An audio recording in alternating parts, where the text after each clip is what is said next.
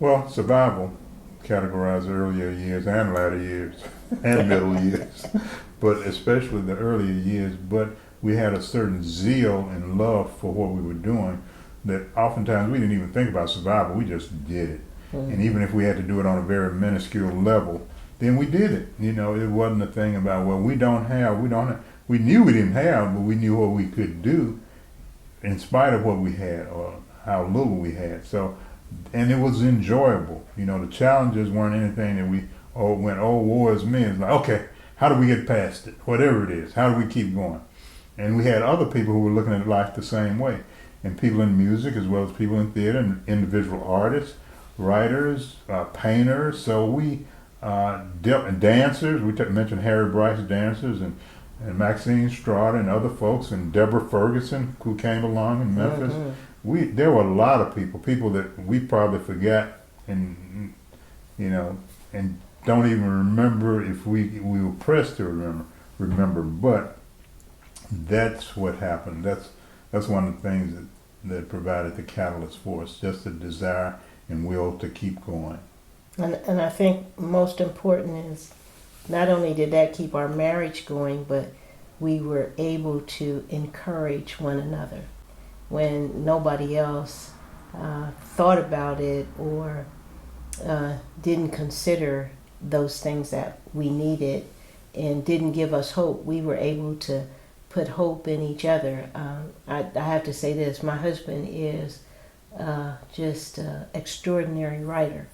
And no matter what, I wanted him to continue and still continue to write. He has a way with words that is phenomenal. And so, if nothing else, I wanted to encourage him to continue writing because he has a special voice. And that's what the early days did for us, because we were in a writer's workshop, so we wrote all the time. I wrote for the exercise of it. He wrote because he could write. But we are friends. It was a cadre of people. And again, it always started with us and our family. And I've even kept a couple of the writings that our children did, because those things are important. It's funny that we gave a car to our youngest son not too long ago, and I put his sketchbooks in the car. And I said, don't get rid of these sketchbooks because they're your writings.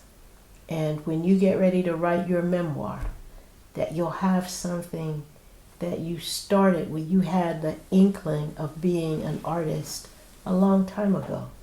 So keep that. Don't throw that away. That's precious. And my wife, she's an actress, and so anytime I can get an opportunity to have in the past, I encourage her to get involved. As a matter of fact, I've been telling her I will write a show for you for the past 30 years, and she still has not told me what she wants to do. I even encouraged her. I said, why don't you do this? Okay. But it didn't come to fruition. So now that she's no longer general manager of theater, maybe she will actually do this.